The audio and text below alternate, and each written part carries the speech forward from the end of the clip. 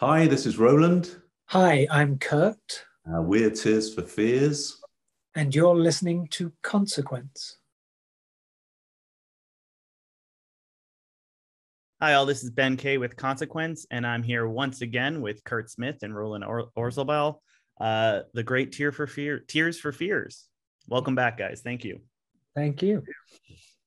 I'm kind of curious because this is the first time in a while that I've had like an immediate follow-up interview with artists, and for you guys who haven't really had anything to promote besides tours in over a decade, what's it like being back on the interview circuit? I know we being journalists can rehash questions quite a bit, but what's it like being back together, talking to press and promoting an album again? Well, I mean, to be honest, it's quite easy when you like the product you're promoting. So certainly that makes it easier. I mean, if you like it a lot, it helps even more.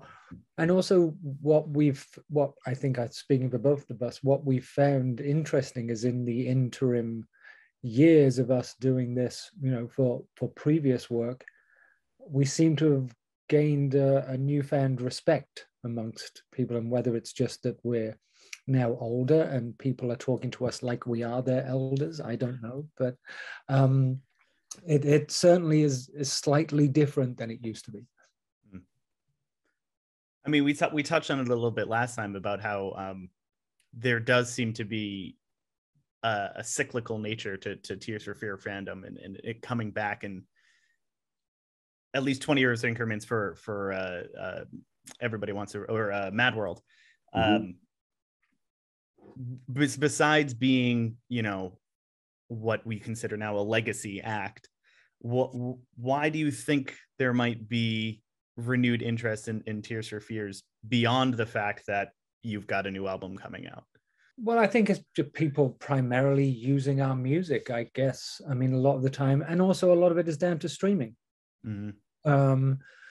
Because of streaming platforms, as much as we dislike how much they pay us, and hopefully that works itself out at some point, you are available to everyone and everyone can hear you. And when you have younger bands citing you as an influence, then you are all of a sudden connected to their playlist. When someone listens to them, you may like Tears for Fears, and so you go off and listen to them.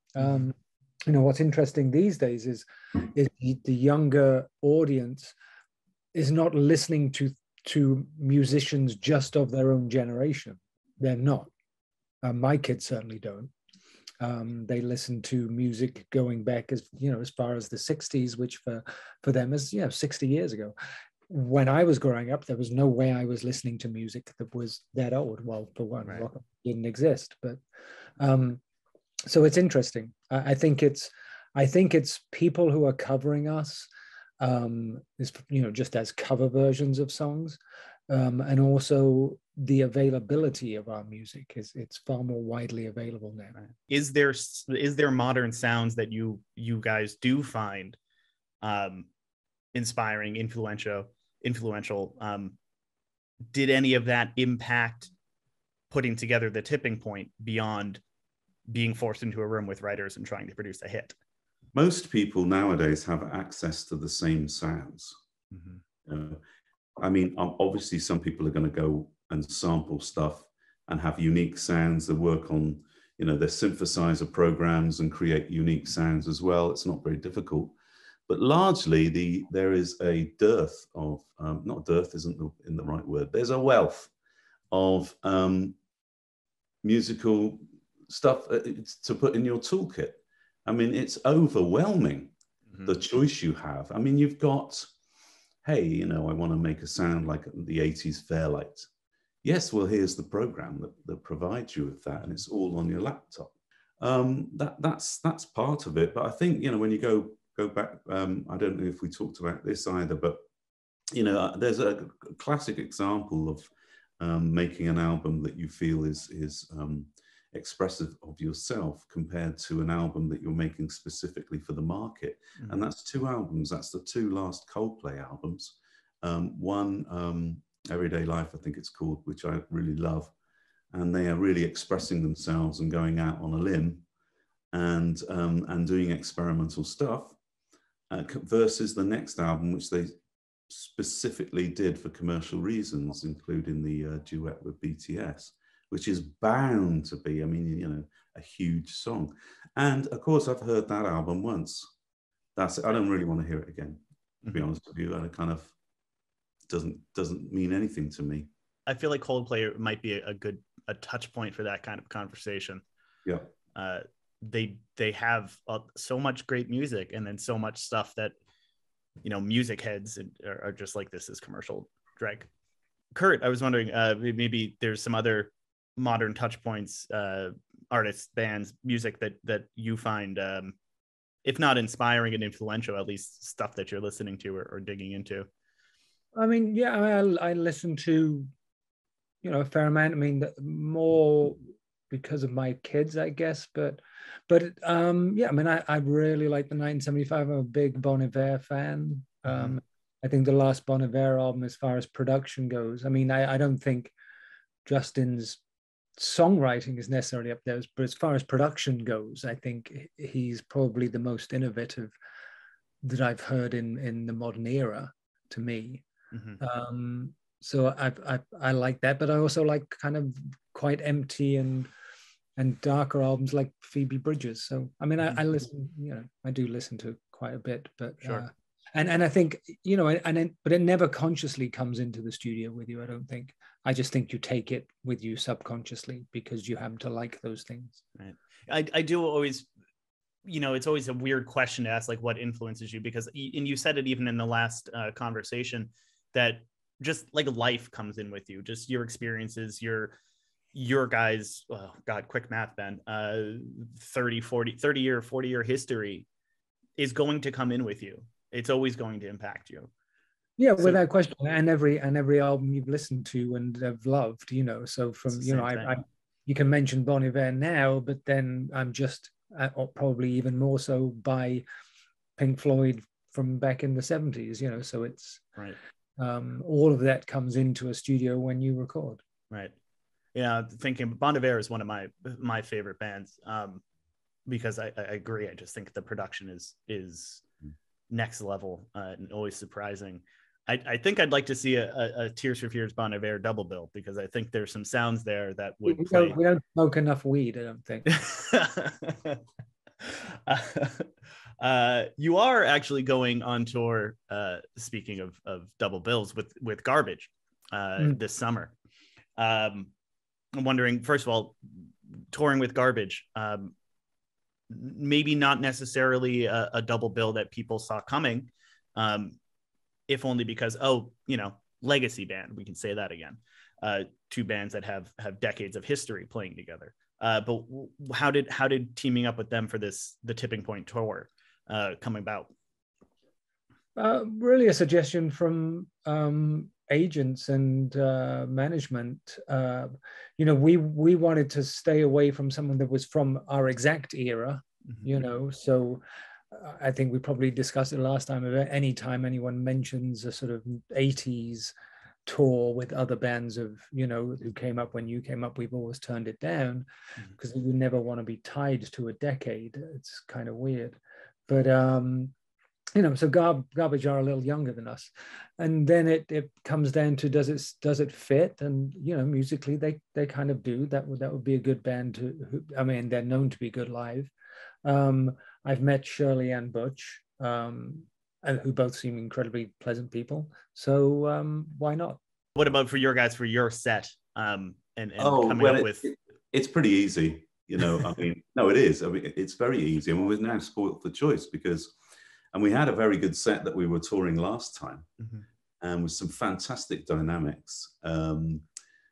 We got this song from The Hurting called "Suffer the Children," which Carina sang, and we did our own Gary Jules version. So that we've got a lot of things we can pull out of the bag, and of course this album has a lot of crazy upbeat songs as well as the sort of more emotional ones, and it's going to be, I mean. I'm hoping, and I'm pretty confident about it, that the set that's coming is going to be the best one yet.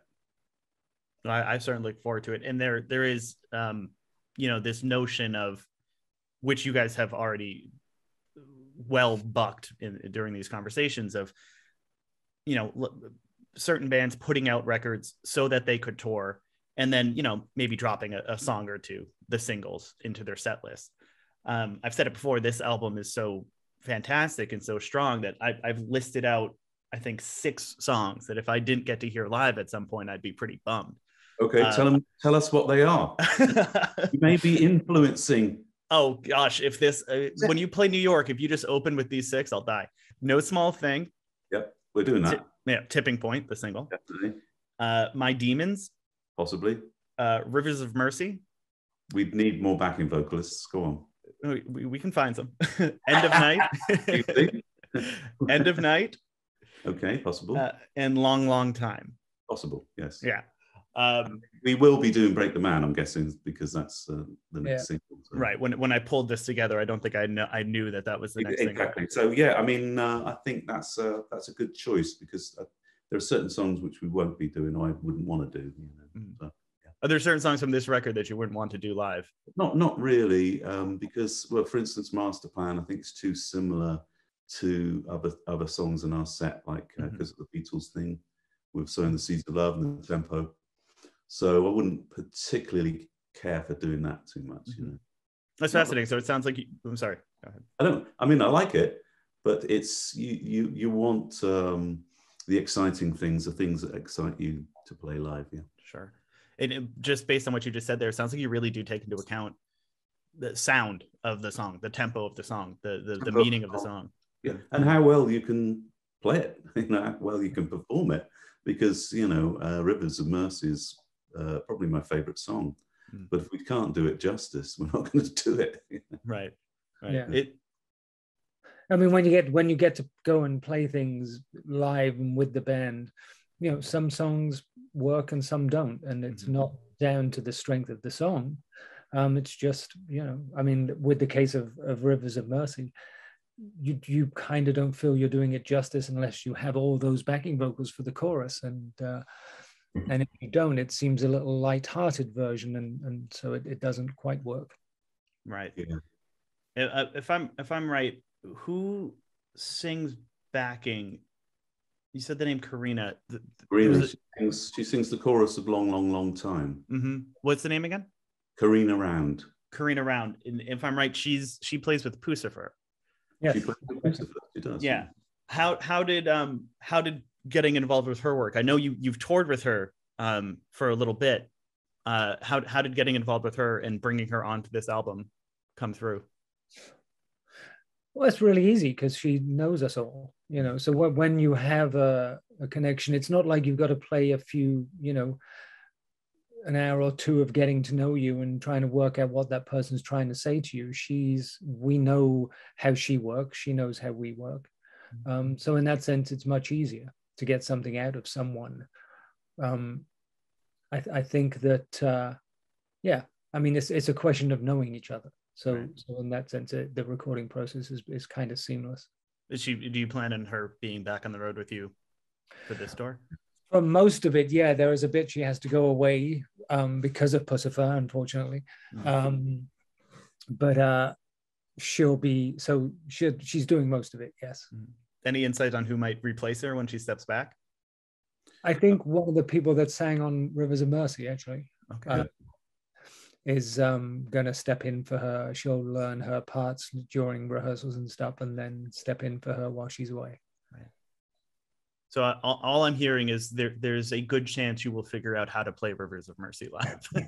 I would love to. If there's somewhere where we might end up playing it, at least one would think, if you do need a bunch of other backing vocals, one would think New York or Los Angeles would be those places. So exactly. I'll be at one of those and can fly to the other one if that's what it takes. So, yeah. And I mean, also speaking about being on the road, I read somewhere, and I forget where, one of you said that you weren't always a road band. You weren't much of a touring band, in the original run. but in the 2010s and in the 2000s, you revitalized yourself as a touring band, playing music festivals. First time I saw you, only time I've seen you was at Bonnaroo.